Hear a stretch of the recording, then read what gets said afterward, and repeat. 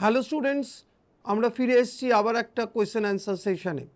আজকে যে কোয়েশ্চেনগুলো আমরা আলোচনা করব সেগুলো মেনলি একটা খুব important part of Indian history, that is south Indian history, the history of south India. আমরা ওইখান থেকেই মেনলি কোয়েশ্চেনগুলো আজকে ডিসকাস করব। হিস্ট্রি অফ সাউথ ইন্ডিয়াটাকে শুরু করার আগে আমি একটু বলে দিই, হিস্ট্রি অফ সাউথ ইন্ডিয়ার টাকে আমরা দুটো পার্টে ভাগ করতে পারি, হিস্ট্রি অফ ডেকান আর history of far south. History of Deccan মানে দাক্ষিণাত্য অঞ্চলে, এখানে বেশ কিছু ডাইনেস্টি রুল করেছিল। আবার history of far south, Deccan মানে হচ্ছে মহারাষ্ট্র কর্ণাটক, এই জায়গাটায় কিছু ডাইনেস্টি রুল করেছিল, যেটাকে বলছে হিস্ট্রি অফ ডেকান। আর একটা পার্ট হচ্ছে হিস্ট্রি অফ ফার সাউথ, মানে তামিলনাড়ু, কেরালা, এই অঞ্চলে কিছু ডাইনেস্টি রুল করেছিল। অর্থাৎ সাউথ ইন্ডিয়ান হিস্ট্রি যখন আমরা পড়ব তখন আমরা এটাকে দুটো পার্টে ভাগ করে নেব, একটা হিস্ট্রি অফ ডেকান আর হিস্ট্রি অফ ফার সাউথ। আমরা দুটো মিলিয়েই আজকে পড়ব, যে কোয়েশ্চেনগুলো আমরা আলোচনা করব একটা একটা করে হিস্ট্রি অফ সাউথ ইন্ডিয়া থেকে। দেখো আমাদের ফার্স্ট কোয়েশ্চেন আসছে, যেটা identify dynasty which ruled over the Malay archipelago. Malay অঞ্চল জয় করেছিল এদের মধ্যে কোন ডাইনেস্টি? আমরা জানি চোল আছে, চেরা আছে, পান্ডিয় আছে, শৈলেন্দ্র ডাইনেস্টি আছে। এদের মধ্যে which ruled over the Malay archipelago, মানে মালয় অঞ্চলটা, মালয় মানে হচ্ছে যেটাকে আমরা বলি সুবর্ণভূমি বা জাভা, সুমাত্রা, বর্ণীয়, এই অঞ্চলটায় রুল করেছিল এদের মধ্যে কোন ডাইনেস্টিটা? চোল, চেরা, পান্ডিয় এবং শৈলেন্দ্র। এর মধ্যে মেনলি আমরা দেখতে পাচ্ছি যে লাস্ট অপশান যেটা রয়েছে সেটা হলো শৈলেন্দ্র ডাইনেস্টি। এখন যে অঞ্চলটাকে আমরা ইন্দোনেশিয়া বলি, এই অঞ্চলে রুল করেছিল শৈলেন্দ্র ডাইনেস্টির রাজা।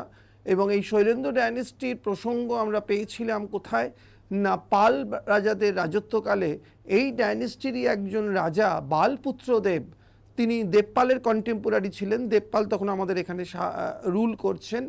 আমরা জানি এই দেবপালের রাজসভায় এই শৈলেন্দ্র ডাইনেস্টির রাজা বালপুত্র দেব একজন অ্যাম্বাসাডার পাঠিয়েছিলেন, একজন দূত পাঠিয়েছিলেন এই শৈলেন্দ্র ডাইনেস্টির রাজা বালপুত্র দেব। এবং সেই রাজা এসে দেবপালকে অনুরোধ করেছিলেন তিনি যেন কিছু গ্রাম দান করেন। কিসের জন্য না, এই বালপুত্র দেব একটা মনাস্ট্রি তৈরি করতে চান নালন্দা বিশ্ববিদ্যালয়ের কাছে, সেই পারমিশনটা যেন তিনি দেন। অর্থাৎ সেই মনাস্ট্রি তৈরি করার পারমিশন নিয়ে বালপুত্র দেবের প্রতিনিধি এসছিল বাংলাতে, এবং দেবপাল তাকে অনুমতি দিয়েছিল। নালন্দা বিশ্ববিদ্যালয়ের কাছে তৈরি হয়েছিল এই মঠ, নালন্দা ইউনিভার্সিটি। সেই শৈলেন্দ্র ডাইনেস্টির বালপুত্র দেব এই ডাইনেস্টিটা রুল করেছিল মালয় অঞ্চলে, বা যেটাকে আমরা বলি এখন ইন্দোনেশিয়া, এই পার্টটায়। সুতরাং এই সুবর্ণভূমি বলে যে জায়গাটা পরিচিত, যেখানে হিন্দু ডাইনেস্টি রুল করেছিল তাদের মধ্যে এটা একটা। তাহলে উত্তর হবে question number 1D option, Shailendra ডাইনেস্টির রাজারা এই মালয় অঞ্চল অধিকার করেছিল এবং রুল করেছিল এই জায়গাটায়। এই শৈলেন্দ্র ডাইনেস্টি যখন রুল করছে তখন বাংলায় রুল করছিল পাল ডাইনেস্টির রাজা। মেনলি আমি যে ঘটনাটা বললাম তখন পাল ডাইনেস্টির রাজা দেবপাল। আমরা নেক্সট কোয়েশ্চেনে আসবো। Under whose patronage was Kailash temple at Ellora constructed. তোমরা জানো সাউথ ইন্ডিয়ান হিস্ট্রি পড়তে গেলে দুটো কৈলাসনাথের মন্দিরের কথা আমরা পাই, একটা কাঞ্চির কৈলাসনাথের মন্দির, একটা ইলোরার কৈলাসনাথের মন্দির। দুটোই শিবের মন্দির, কিন্তু দুটো তৈরি হয়েছিল ডিফারেন্ট টাইমে, দুটো তৈরি হয়েছিল ডিফারেন্ট জায়গায়, দুটো তৈরি হয়েছিল ডিফারেন্ট রাজার রাজত্বকালে। এখানে আমাদের প্রশ্ন দিচ্ছে যে ইলোরার কৈলাসনাথের মন্দির কোন ডাইনেস্টির রাজত্বকালে তৈরি হয়েছিল?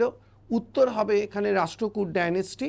আমরা জানি রাষ্ট্রকূট বংশের রাজারা তৈরি করেছিল এই কৈলাসনাথের মন্দির, এবং এই কৈলাসনাথের মন্দির তৈরি হয়েছিল ইলোরাতে, অজন্তা ইলোরা, ইলোরা মানে মহারাষ্ট্রে, সেই ইলোরাতে তৈরি হয়েছিল।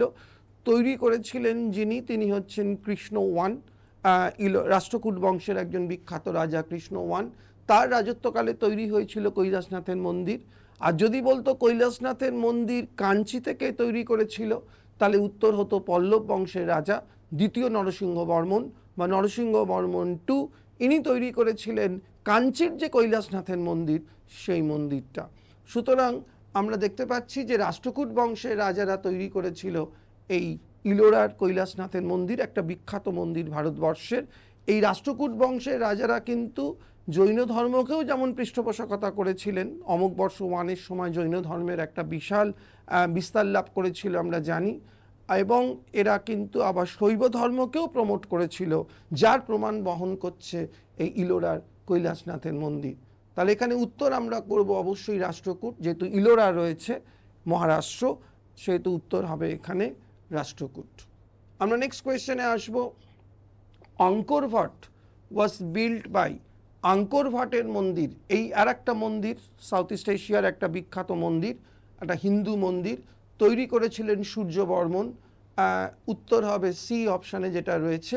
এবং রীতিমতো ভারতের সঙ্গে এই যে অঞ্চলটা, জাভা, সুমাত্রা, বর্নিও, ইন্দোনেশিয়ার এই যে অঞ্চলটা, তাদের সঙ্গে কিন্তু ভারতীয় সংস্কৃতির একটা অদ্ভুত সম্পর্ক তৈরি হয়েছিল এই সময়।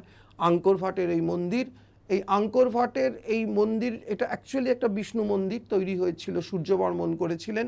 এবং এই মন্দির তৈরিতে আমরা দেখতে পাচ্ছি ইন্ডিয়ান যে স্টাইল, সেই স্টাইলটার সঙ্গে সাউথ ইস্ট এশিয়ার যে অঞ্চলটা, ইন্দোনেশিয়ান যে স্টাইল, সেই দুটো স্টাইলের অ্যামালগামেশন হয়েছিল বা মিলন হয়েছিল এই আর্কিটেকচারের মধ্যে। সুতরাং আঙ্কর ভাটের মন্দির, সূর্যবর্মন, এটা শুধু মানে ভারতের ইতিহাসের সঙ্গে যুক্ত নয়, এটা এশিয়ার ইতিহাসের সঙ্গেও একটা রিলেটেড একটা বিখ্যাত টেম্পল। আঙ্কর ভাটের মন্দির সূর্যবর্মনের রাজত্বকালে তৈরি হয়েছিল এই মন্দির। আমরা নেক্সট অপশানে আসব।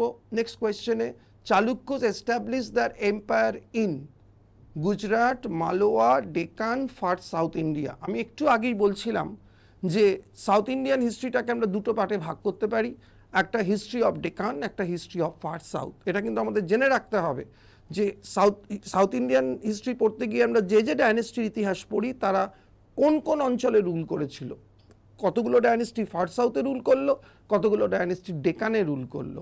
ডেকান মানে আমরা জানি মহারাষ্ট্র, কর্ণাটক অঞ্চলটা।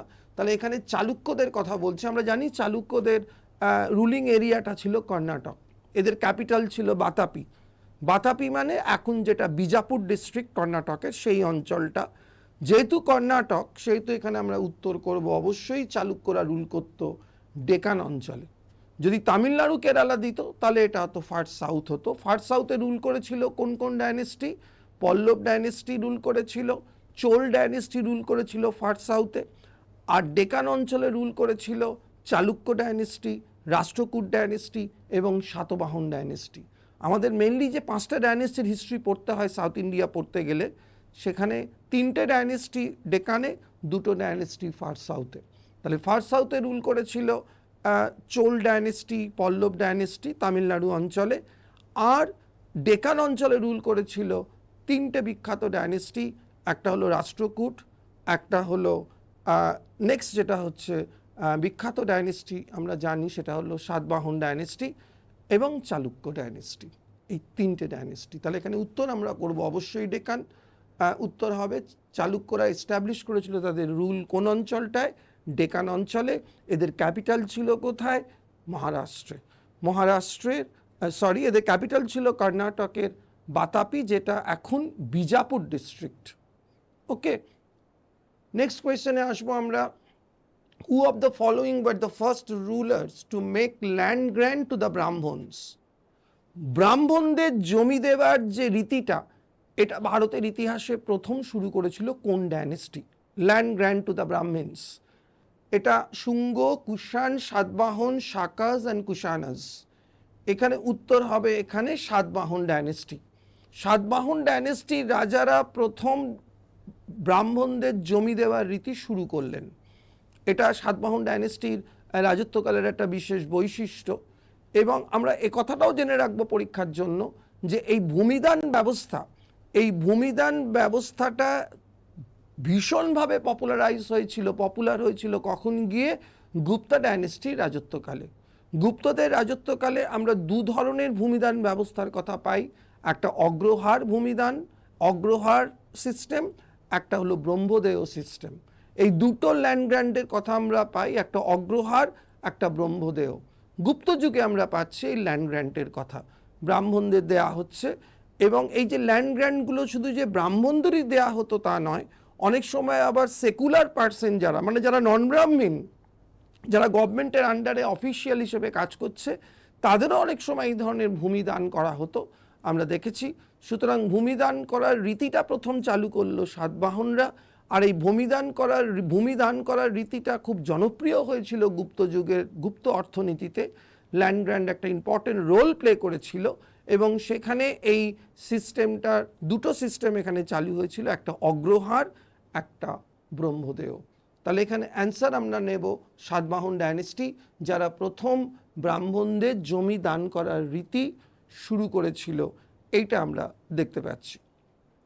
নেক্সট কোয়েশ্চেনে আমরা আসব, an important point in the time of Satovahanas, important port in the time of Satovahanas was, সাতবাহনদের সবচেয়ে ইম্পর্টেন্ট বন্দর কোনটা ছিল না সোপারা, মহারাষ্ট্রের সোপারা সাতবাহনদের গুরুত্বপূর্ণ বন্দর ছিল সোপারা। এই বন্দরগুলোর কথা আমি আগেও ক্লাসে বলেছি, মনে রাখতে হবে। বিশেষ করে গুপ্তদের বন্দর, তারপরে তোমার চোলদের বন্দর, সিন্ধু সভ্যতার বন্দর, এই যে বন্দরগুলো গুপ্তদের বন্দর, এই বন্দরগুলোর কথা কিন্তু আমাদের জেনে রাখতে হবে, বন্দরগুলোর নাম কি ছিল। এখানে আমরা দেখতে পাচ্ছি সাতবাহনদের বন্দর ছিল সোপারা, এছাড়াও গুপ্তদের দুটো বন্দর ছিল, একটা তাম্রলিপ্ত আর একটা কল্যাণ। তাম্রলিপ্ত আমাদের ইস্টার্ন ইন্ডিয়াতে, আর কল্যাণ যে বন্দর ছিল সেটা হচ্ছে ওয়েস্টার্ন ইন্ডিয়াতে। সিন্ধু সভ্যতার বন্দরের নাম তোমরা সবাই জানো, লোথাল, যেখান দিয়ে তারা বাণিজ্য করত। আর চোলদের যে বন্দর ছিল সেটার নাম ছিল কাবেরীপত্তনম, কাবেরী নদীর ওপর চোলদের যে পোর্ট, চোলরা যে পোর্ট দিয়ে বন্দর দিয়ে মানে বিভিন্ন রকমের বাণিজ্য করত, সেটা হচ্ছে এই কাবেরীপত্তনম। সুতরাং পোর্টগুলোর নাম, বিশেষ করে এই 3-4টে ডাইনেস্টির পোর্ট কিন্তু খুব ইম্পর্টেন্ট করতে হবে। এই কোয়েশ্চেনটা বহু পরীক্ষায় এসছে। সাতবাহনদের সবচেয়ে বিখ্যাত বন্দর ছিল সোপারা। ফার্স্ট অ্যান্সারটা, ফার্স্ট অপশনটা উত্তর হবে। Question number 7, who issued the Nashik inscription, Nashik শিলালিপি ইস্যু করেছিলেন কে? গৌতমীপুত্র সাতকর্ণী, হর্ষবর্ধন, ধর্মপাল, সমুদ্রগুপ্ত। গৌতমীপুত্র সাতকর্ণী ইস্যু করেছিলেন আমরা জানি নাসিক প্রশস্তি, এবং এই প্রশস্তিটা লিখেছিলেন কে? ওর মা গৌতমী বলশ্রী, একটা বিখ্যাত শিলালিপি যেখান থেকে আমরা গৌতমীপুত্র সাতকর্ণীর হিস্ট্রি জানতে পারি। এটা একটা আমাদের মনে রাখতে হবে, ঠিক আছে? এছাড়াও রয়েছে হর্ষবর্ধন, ধর্মপাল, সমুদ্রগুপ্ত। হর্ষবর্ধনের বিখ্যাত শিলালিপির নাম ছিল বাঁশখেড়া শিলালিপি, বাঁশখেড়া ইনস্ক্রিপশন, হর্ষবর্ধনের বিখ্যাত শিলালিপি বাঁশখেড়া। ধর্মপালের বিখ্যাত শিলালিপির নাম ছিল খালিমপুর কপার প্লেট, এটা তো বহু পরীক্ষায় আসে জানো তোমরা, খালিমপুর কপার প্লেট। ধর্মপালের হিস্ট্রি আমরা জানতে পারি এখান থেকে। আর সমুদ্রগুপ্তের বিখ্যাত শিলালিপি একটা বলা যেতে পারে গয়া ইনস্ক্রিপশন, আর সবচেয়ে ইম্পর্টেন্ট পপুলার যেটা, সেটা এলাহাবাদ প্রশস্তি বা প্রয়াগ প্রশস্তি। ইনস্ক্রিপশনগুলো কিন্তু খুব ভালো করে তৈরি করতে হবে ইন্ডিয়ান হিস্ট্রি থেকে, এটা একটা খুব ইম্পর্টেন্ট টপিক। ইনস্ক্রিপশনসগুলো কোন ডাইনেস্টির কোন ইনস্ক্রিপশন, কোন রাজা কোন ইনস্ক্রিপশন ইস্যু করছে, সেগুলো কারা লিখছে, এই ব্যাপারগুলো কিন্তু ভালো করে দেখতে হবে। তাহলে এখানে অপশন, তাহলে এখানে আমরা উত্তর করব কোয়েশ্চেন নাম্বার 7A-তে, নাসিক ইনস্ক্রিপশন গৌতমীপুত্র সাতকর্ণী, সাতবাহন বংশের শ্রেষ্ঠ রাজা, তিনি এটাকে ইস্যু করেছিলেন। কোয়েশ্চেন নাম্বার 8-এ যাব আমরা, হু কনস্ট্রাক্টেড দ্য রাজরাজেশ্বর টেম্পল। এই টেম্পলটার আর একটা নাম আছে, সেটাও কোয়েশ্চেন পেপারে ইউজ করে, সেটা হলো বৃহদেশ্বর টেম্পল। রাজরাজেশ্বর টেম্পল বা বৃহদেশ্বর টেম্পল, শিবের মন্দির, এটা একটাই টেম্পলের দুটো নাম। এটা তৈরি করেছিলেন কে? রাজরাজ 1, বি অপশনটা উত্তর হবে। রাজরাজ 1 তৈরি করেছিলেন তাঞ্জোরে। তাঞ্জোর ছিল চোলদের রাজধানী, আমরা জানি। সেখানেই তৈরি হয়েছিল এই বিখ্যাত শিবের মন্দির, রাজরাজেশ্বরের মন্দির বা বৃহদেশ্বরের মন্দির। আমরা জানি চোলদের সঙ্গে শিবের একটা সম্পর্ক ছিল, চোল রাজারা শিবের ভক্ত ছিল, শিবের পুজো করত, এবং একটা প্রশ্ন এসেছিল যে চোলদের ম্যাক্সিমাম টেম্পলগুলো কোন দেবতাকে উৎসর্গ করা হয়েছে। এটা একটা খুব ইম্পর্টেন্ট কোয়েশ্চেন, তো সেখানে উত্তরটা শিবই হবে। আমরা নটরাজের মূর্তির কথা পাই, চোল যুগে তৈরি হয়েছিল। আমরা এই শিবের মন্দিরের কথা পেলাম, রাজরাজ 1 তৈরি করেছিলেন এই বিখ্যাত মন্দির বৃহদেশ্বর টেম্পল বা রাজরাজেশ্বর টেম্পল। সাউথ ইন্ডিয়ার আর্কিটেকচারগুলোর মধ্যে একটা ইম্পর্টেন্ট আর্কিটেকচার আমরা বলতে পারি এটাকে। আমরা নেক্সট কোয়েশ্চেনে আসবো, who among the following persons wrote Mitakshara? Mitakshara হচ্ছে ল বুক, একটা খুব বিখ্যাত বই, পরীক্ষায় দেয়, ল নিয়ে লেখা, হিন্দু ল বুক। যেমন মনুস্মৃতি একটা হিন্দু ল বুক, ওল্ডেস্ট ল বুক, তেমনি মিতাক্ষরা একটা ল বুক। মিতাক্ষরা লিখেছিলেন কে? ন্যায়চন্দ্র, গঙ্গাধর, বিলহন, বিজ্ঞানেশ্বর। আমরা জানি উত্তর হবে শেষ অপশানটা, বিজ্ঞানেশ্বর। এবং এই বিজ্ঞানেশ্বর ছিলেন কার contemporary? Vikramaditya 6 of Chalukya dynasty. Chalukya ডাইনেস্টির ষষ্ঠ বিক্রমাদিত্যর কন্টেম্পোরারি ছিলেন বিজ্ঞানেশ্বর। তিনি লিখেছিলেন মিতাক্ষরা বলে বইটা, হিন্দু ল বুক এটা। তোমাদের একটা কথা বলে দিই, এই মিতাক্ষরার একটা অন্যতম বৈশিষ্ট্যই হলো এটা এমন একটা বই যে বইতে প্রথম উল্লেখিত হয়েছিল যে পূর্বপুরুষদের সম্পত্তিতে মহিলাদেরও একটা অধিকার থাকা উচিত, দ্য ইনহেরিটেন্স অফ প্রপার্টি। মহিলারাও প্রপার্টি ইনহেরিট করতে পারবে, তাদের করার অধিকার দিতে হবে। এই যে ইস্যুটা প্রথম ভিভিডলি ডিসকাস হয়েছিল এই মিতাক্ষরাতে, বিলহনের লেখা মিতাক্ষরাতে। এই বিলহন ছিলেন কার contemporary? Vikramaditya 6 of Chalukya dynasty. আর ওই একই সঙ্গে ছিলেন আর একজন, তিনি হলেন বিলহন। বিলহন হচ্ছেন, ইনি ল নয়, ইনি একজন কবি, এবং এর লেখা বইটার নাম ছিল বিক্রমাঙ্ক দেবচরিত। এই বিলহনও ছিল বিক্রমাদিত্য 6-এর কন্টেম্পোরারি। বিক্রমাদিত্য 6-কে নিয়ে লিখেছিলেন তার বিখ্যাত বই এই বিলহন, বিক্রমাঙ্ক দেবচরিত। সুতরাং বিলহন আর বিজ্ঞানেশ্বর ওই বিক্রমাদিত্য 6-এরই কন্টেম্পোরারি, এটা আমাদের জেনে রাখতে হবে। নেক্সট কোয়েশ্চেনে আমরা আসবো 10 নম্বর প্রশ্নে। হু among the following king perform অশ্বমেধ যজ্ঞ? এই যে নামগুলো দিয়েছে এদের মধ্যে প্রথম অশ্বমেধ যজ্ঞ কে করেছিলেন? আমরা বহু ক্লাসে এটা আলোচনা করেছি আগে। পুলকেশী 1, পুলকেশী 2, কীর্তিবর্মন, মঙ্গলেশ। পুলকেশী 1 এখানে উত্তর হবে। এবং এই কোয়েশ্চেনটা দেয় এইভাবেও যে সাউথ ইন্ডিয়ায় প্রথম অশ্বমেধ যজ্ঞ কে করেছিলেন? উত্তর পুলকেশী 1 হবে। যদি সামগ্রিকভাবে বলে অশ্বমেধ যজ্ঞ কোন রাজা প্রথম করেছিলেন, আমরা আগেও ডিসকাস করেছি, তাহলে হবে পুষ্যমিত্র শুঙ্গ। যদি বলে গুপ্ত বংশে প্রথম রাজা যিনি অশ্বমেধ যজ্ঞ করলেন এবং কয়েন ইস্যু করেছিলেন সেই নামে, তিনি হলেন সমুদ্রগুপ্ত। কয়েনটার নাম ছিল অশ্বমেধ পরক্রমাঙ্ক, এই উপাধিটা তিনি নিয়েছিলেন, অশ্বমেধ পরক্রমাঙ্ক, এবং এই উপাধিটা লেখা ছিল কয়েনের ওপর। সমুদ্রগুপ্ত গুপ্ত বংশের প্রথম রাজা যিনি অশ্বমেধ যজ্ঞ করলেন, এটা আমরা জানি। আর কুমারগুপ্ত 1 গুপ্ত বংশের সেকেন্ড রাজা, যিনিও অশ্বমেধ যজ্ঞ করেছিলেন। এগুলো আমাদের একটু মনে রাখতে হবে অশ্বমেধ যজ্ঞের ব্যাপারটা। সুতরাং এখানে যে প্রশ্নটা দিয়েছে যে এদের মধ্যে কে অশ্বমেধ যজ্ঞ করেছিলেন? পুলকেশী 1। এবং সাউথ ইন্ডিয়াতে যদি বলে প্রথম অশ্বমেধ যজ্ঞ কোন রাজা করেছিলেন, সেখানে উত্তর হবে এই পুলকেশী 1। এটা আমাদের মনে রাখতে হবে। আমরা নেক্সট কোয়েশ্চেনে আসবো। Who was the founder of Satavahana dynasty? এটা একটা খুব ইম্পর্টেন্ট প্রশ্ন। এই সাতবাহন ডাইনেস্টি করেছিলেন শিমুক, ফাউন্ডার ছিলেন। এবং এই সাতবাহন ডাইনেস্টি, এই যে ডাইনেস্টিটা, এদের উল্লেখ আমরা পাচ্ছি পুরাণে সাতবাহনদের বলা হচ্ছে অন্ধ্রভৃত্য। অর্থাৎ এদের, তোমাকে যদি বলে সাতবাহন ডাইনেস্টির অরিজিনাল হোমল্যান্ড কোথায় ছিল, কোথা থেকে এদের উত্থানটা কোথায়, তাহলে আমাদের বলতে হবে অন্ধ্রপ্রদেশ। এই অন্ধ্রপ্রদেশ অঞ্চলে তারা কারুর আন্ডারে কাজ করত, সেখান থেকেই তারা ক্ষমতা দখল করেছিল। সেই জন্য পুরাণে আমরা অন্ধ্রভৃত্য এই টাইটেলটা পাচ্ছি সাতবাহনদের সম্পর্কে। অন্ধ্রভৃত্য এই কথাটা আমরা দেখতে পাচ্ছি। সুতরাং সাতবাহন বংশের প্রতিষ্ঠাতা ছিলেন শিমুক। এবং এই যে শেষ নামটা দিয়েছে গৌতমীপুত্র সাতকর্ণী, ইনি তোমরা জানো ইনি ছিলেন গ্রেটেস্ট রুলার, এর কথা আমাদের মনে রাখতে হবে। সাতবাহন বংশের আরেকজনের কথা আমাদের পড়তে হবে, সেটা হলো হালা। কিসের জন্য পড়তে হবে? হালার বিখ্যাত বই গাথা সপ্তশতী পরীক্ষায় দেয়, এই হালার কথাও আমাদের পড়ে রাখতে হবে একটু। সুতরাং গৌতমীপুত্র সাতকর্ণী 1 এবং শিমুক এবং হালা, এই কটা নাম সাতবাহন ডাইনেস্টি থেকে পড়লেই হবে, এখান থেকে প্রশ্ন আসবে। ঠিক আছে, নেক্সট পয়েন্টে আমরা আসবো।